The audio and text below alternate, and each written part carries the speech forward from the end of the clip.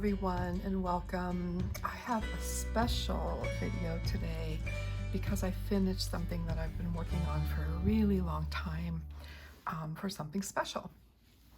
And it's going to be a tarot deck exploration a little bit, but also just to show off my beautiful deck cover and reading cloth. So I made this. The back is messy, but I tea stained this with some Darjeeling,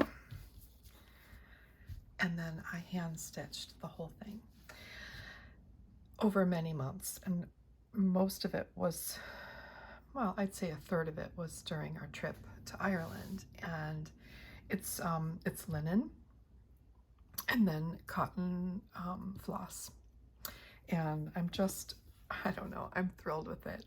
It's just, there was no rhyme or reason to it. I was just stitching and then let the stitching sort of lead me, and it became what it is. I like to call it slow stitching. It's just, I have no skill with needles. I just made lines and patterns and dots with thread. That's it. But I absolutely love the way it looks. So let me sort of resettle here. I always like to have a candle for you guys. And my tea. I hope you have some tea too. I'm actually drinking Darjeeling today. I love it. So the deck that I made this for is a very special deck, and it is called La Corte dei Tarocchi. And the art is original art by Anna Maria Donofrio. She's an Italian artist. This deck was created by Il Menegolo, which is an amazing printer, producer of very fine tarot decks in Milano. So that is also special to me because I used to live there. So it's just really beautiful. Everything about it is really beautiful. So this is the box. I was not fortunate to get one of the first editions or even second editions, but I'll show you what I did get. So it's got this beautiful wax seal. I think I've already shown this deck for sure, but I want to get a little bit more into it today. It has one of the backs of the cards on the top, and La Corte dei Tarocchi di Anna Maria Donofrio Il Menegolo, Edizioni Milano, Italy. And then when you open it, it's just a beautiful, beautiful box. Really, really well made. It has a little card in Italian and in English.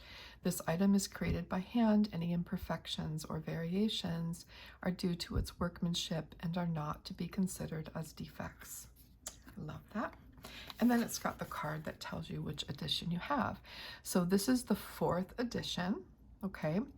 And it was designed in watercolors by Anna Maria Donofrio, 4th edition of 2000. This is number 55 of 2000. So there have been 4 editions of this deck so far. So that's still very special. Okay, so these cards, the first thing you will notice is that they have a really unusual shape to them. How did that happen? Oops. Somehow I got those turned around. Okay, so they have a really unusual shape to them.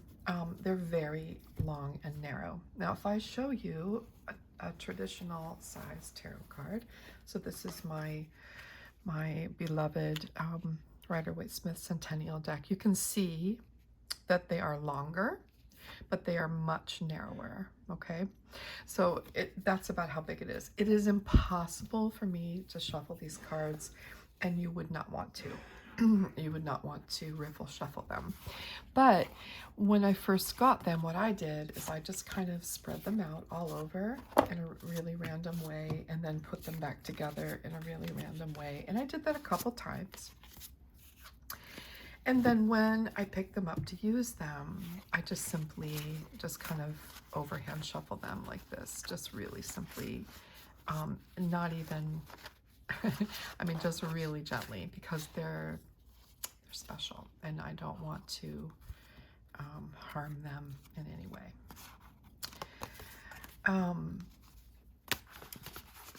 But since I've done like spreading them out and putting them back together a few times, they're really well shuffled, and I'm not at all concerned about it. So the other thing you're going to notice about this deck when you hold it is the paper, the cardstock. I just want to call it paper because it is like fine art paper. I've never ever felt paper like this anywhere, really. So if you look at it closely, it looks recycled or something. Like it's got textures and colors in it, and it's got like a laid finish. So if I move my finger across it, you can feel the little ridges. It has a very dry, soft feel, and it just feels like quality. I don't know how else to say it. It is truly beautiful. It's thick. It's not flexible, okay?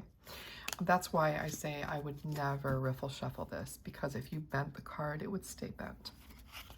But this is not meant to be like your standard tarot deck that you just shuffle and toss around. This is a piece of art, and it's a piece of art, but it's a very usable and useful piece of art. So it is rather thick because the cardstock is really thick. And I don't even know what to say about it. I've never felt anything like it, and it's very special. So it's one of the pleasures of working with it. So let's do a little sort of walkthrough, just so you can kind of see some of the artwork. So this deck it's a pip deck, so it's sort of based very, very loosely, not even really on the Tarot de Marseille, or any Italian style pip deck that's older, but the artwork is quite different. It's very unique, and I've never seen anything like it before. And I'm going to show you once you get to the pips. There's some things about them that make them much easier for me to read with and to read intuitively. And that's how I use this deck. I do not assign any traditional meanings to them. I read it completely intuitively. So this is the Chariot. So the names are in Italian. Il Caro, the Devil. You see two people, looks male and female, chained to a heavy structure with a little winged being with a wand that looks a little bit like a trickster on top. Il Papa, which would be the Hierophant. It's card number 5. So you see like a cardinal or pope figure with two, just like in the traditional tarot, right? La Forza, which you see a being with a human with an animal. And this one looks a little bit more gentle, like I'm not sure, but the look on her face is really interesting, right? And the lemniscate on her hat. Really nice. This is the Queen of Batons, which would be the Queen of Wands. She's got a nice flower there and that flaming red hair. This is the Page of Coins. Fenti di denari. Little bird. This is Justice, Il Giudizio. So you'll see some similarities to Marseille or to Rider-Waite-Smith, actually. So here are some of the pip cards. This is the Two of Baton, or the Two of Wands, which is a pip deck. You've got these two wands sort of meeting at the bottom, but also moving away from one another.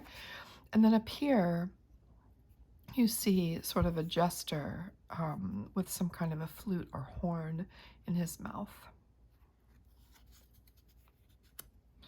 Here is the Five of Baton, So there's some flourish here.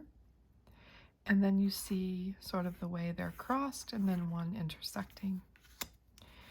This is the Ace of Baton. Sort of dragon-like figures. Interesting because a lot of times historically an Ace of Wands will have growth on it, right? But not this one. This is the Ace of Cups, and up here you see the scene of a woman bending down by a stream near a forest. The cup is being held up and offered. This is the Two of Swords. You see a battle helmet. The swords are crossed. The Four of Cups on a table. The Nine of Cups on a table. The Three. Four of Swords. Six of Swords. Nine of Coins. The coins look very fruitful. Ace of Swords. A knight charging.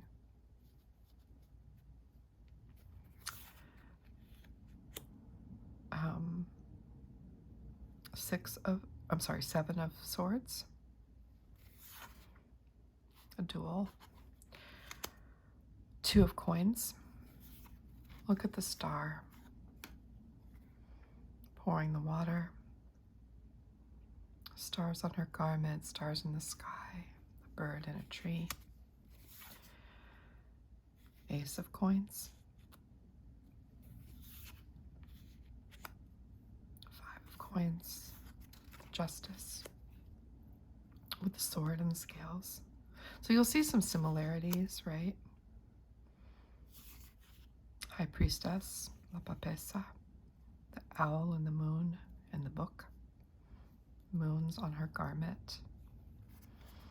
Very Egyptian looking headdress, but I'm not sure about that. L'Impiccato, so the hanged man, very lightly hanging from a string of leaves held by two birds. Gli Innamorati, sun shining above them. Venti di Spade, the Knight of Swords. Love that one. Queen of Swords.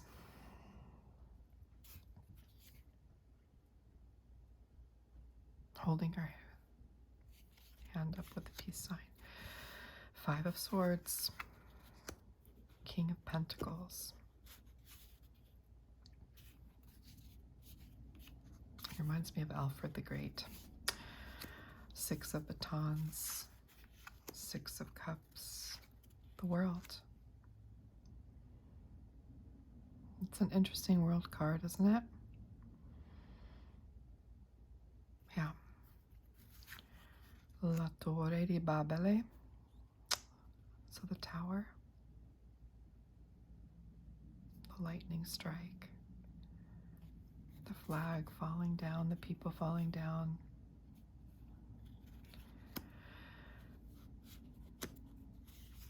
Knight of Cups. His red cup. Six of Coins. The Hermit. With his lamp and staff. Walking away from the village. The King of Swords. Two faces on his epaulets. Ten of Cups. Two of Cups. It's an interesting one, I think. Why the artist would choose to put a person in this one. It's interesting. Nine of Swords. Fish. Three of Swords. So the pips are not going to take the meaning of the Rider-Waite-Smith, right? They're not. It's more traditional. If you wanted to use meanings, it would be more like the Tarot de Marseille, or just simple numerology. 1, 2, 3, 4. 1 is the least, 10 is the most, kind of thing. They can give emphasis to other cards. The Queen of Coins with her jewels and her dog. She's very proud of that coin. 10 of Wands. It's a lot to carry. 4 of Wands. Page of Cups. In front of a church. 3 of Coins. Knight of Wands, Knight of Baton. 7 of Swords. I'm sorry, 7 of Wands. Queen of Cups.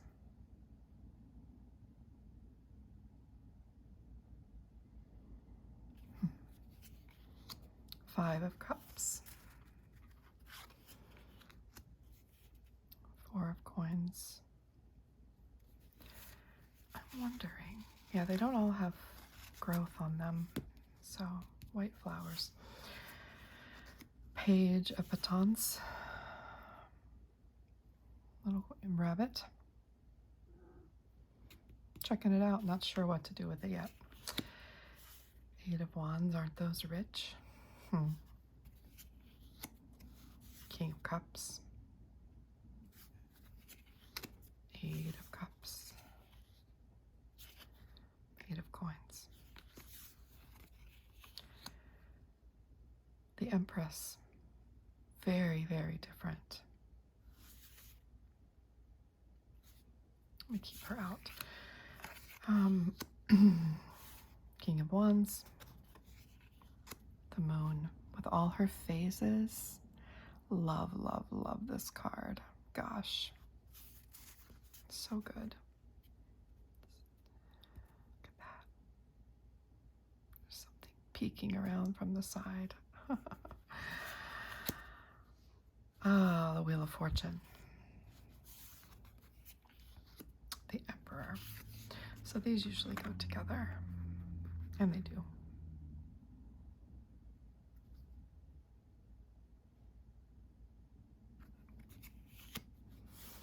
Temperance.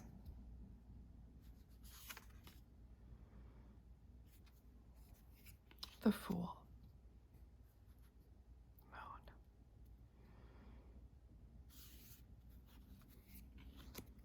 7 of Coins. 10 of Coins. The Sun symbol. Knight of Swords. The Magician. Swords, Cups, Coins, Wand.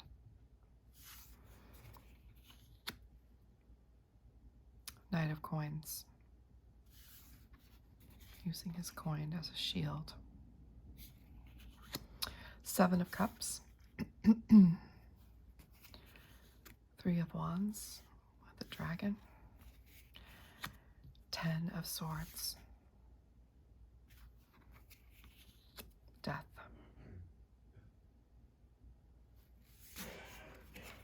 9 of Wands, and the sun shining down on the 2 beings with flowers. Love it.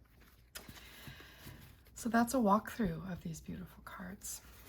I did a reading with them this morning, actually. That was really nice. So let's see.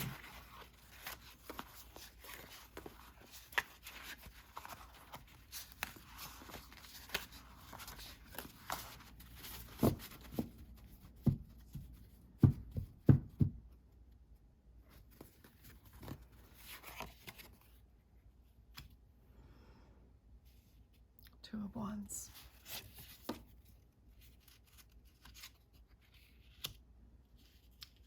5 of Wands. And the Chariot.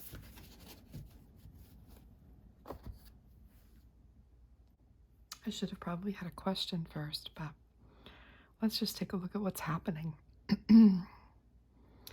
So if I've got pip cards in a reading, I tend to start with any card that has a figure in it to see what's happening there first. And here we have a man or a woman, hard to tell, holding a scepter, holding the reins of two horses that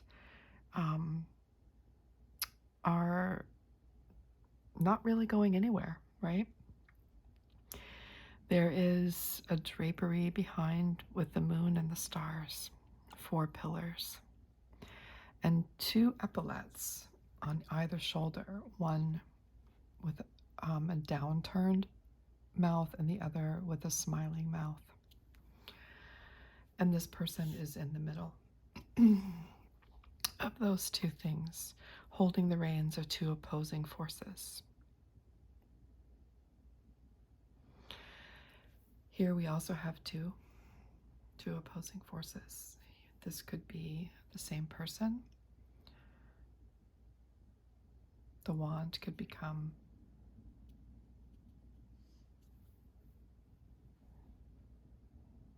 the horn, the alert, right? So we still have 2 opposing forces. This is the element of fire. So action, which action should I take?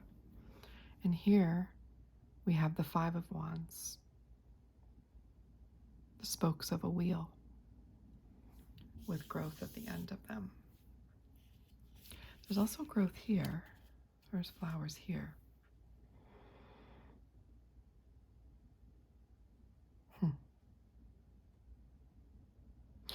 I also see this as being this, you know? Sort of this in the middle, and then like that. They're very similar. And these could be the reins. So I sometimes make those associations with these kinds of cards. Yeah, I'm really seeing it that way now. So these are the reins. And these are the horses.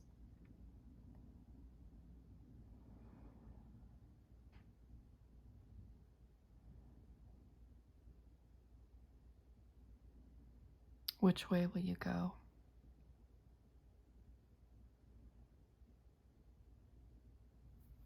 That's the kind of message I get from this one. So let's just look at a few more.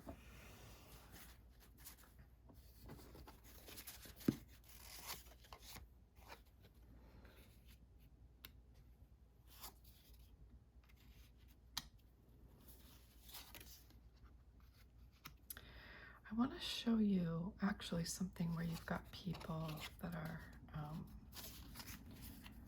some of these people next to one another.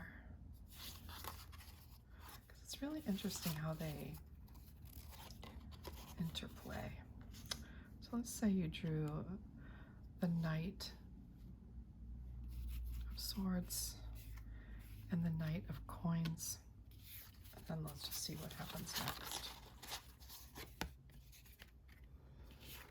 The Magician. It's really interesting sometimes to look at these if you had all people in the images.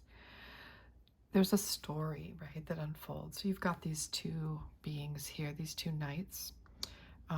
One wears something, the smiling face that we saw in the Chariot card, wherever that went to.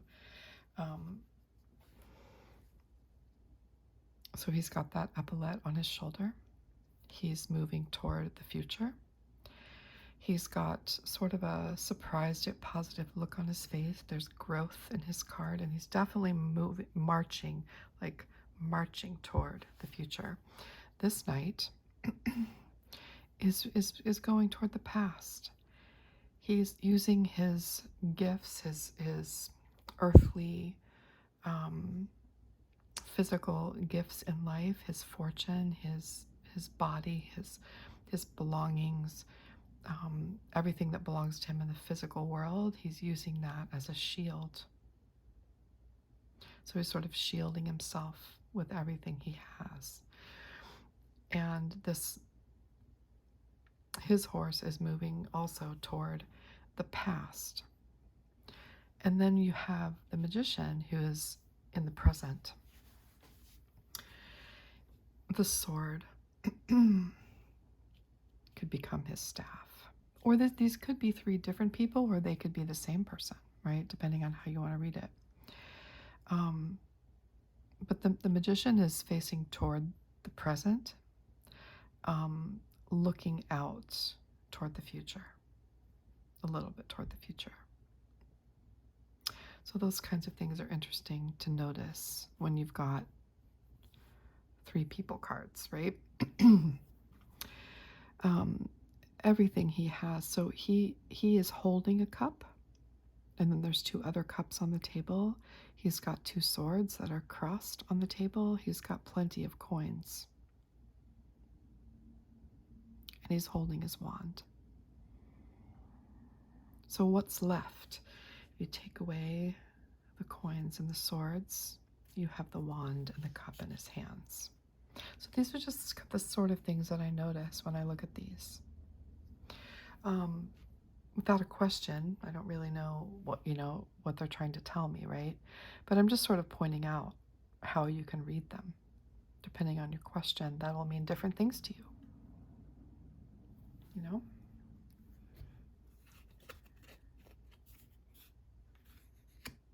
What happens if I put that one there? To me, these are the same people. They can be the same person. So the Knight of Spades, the Knight of Swords, has a message for this being. And hopefully that message will help them transform into this, right? So it's just really interesting. They're not as easy to read as like a Rider-Waite-Smith deck because of the pips. And there's just usually not quite as much information in them, right? This is so interesting. This is the only card in the pips that has a person in it.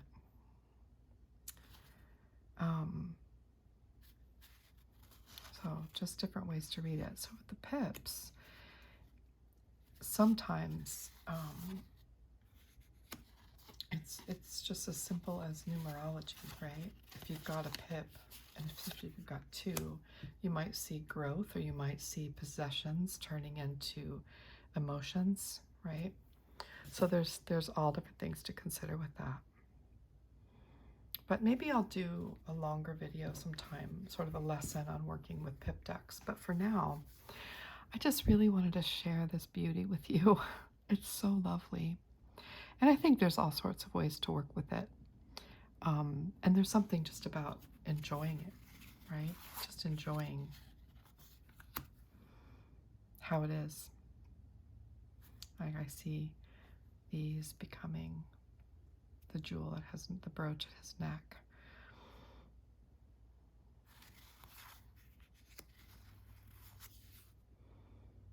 And perhaps his lantern lit the fire. Just, there's all sorts of scenarios that can happen depending on your question. So beautiful. So yeah, I just really wanted to share it with you.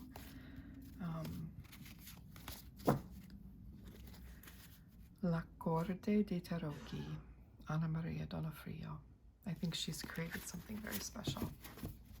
And it's interesting, there's no guidebook or anything that comes with it. It's just the deck.